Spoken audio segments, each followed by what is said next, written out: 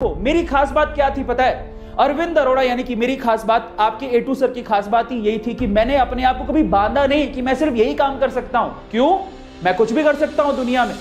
मैं झाड़ू लगा सकता हूं, पोछा लगा सकता हूं, अपने घर पे भी मैं पोछा लगाता हूं क्योंकि मुझे किसी और की जरूरत नहीं है। 5 मिनट अगर पोछा लगाते तो वर्जिश भी हो जाती है यार।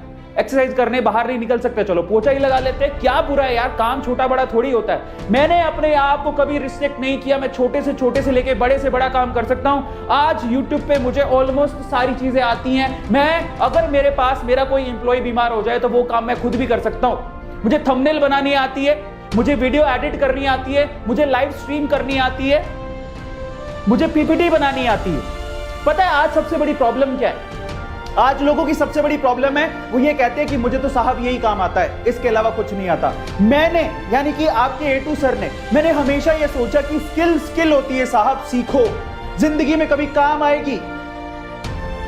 स्किल होती है साहब, सीखो, जिंदगी में कभी काम आएगी। मेरे पापा ने भी मुझे यही सिखाया कि हर चीज काम आती है।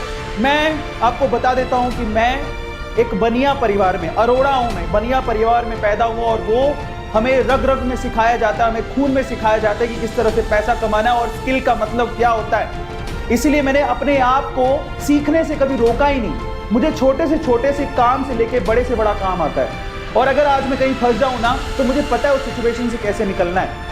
इसीलिए आज मैं इतना कामयाब हो पाया, इसलिए मैं आज इतना समझ पाया, इसीलिए आज मैं यहाँ पर पहुंच पाया। और आज मैं आप लोगों को कहता हूं कि आज वक्त है अपनी सोच को बदलने का और अपने आप से ये कहने का कि काम छोटा बड़ा नहीं होता। सबसे पहले नंबर 2 कि मुझे सिर्फ इतना ही आता है या मैं यही कर सकता हूं, ये आपकी प्रोग्रेस को रोकता है। और आप समझ लीजिए कि वक्त एक जैसा नहीं होता। कोरोना ने सबको शक्ल दिखा दी। आप खुद बताओ कि क्या यह सच बात नहीं है?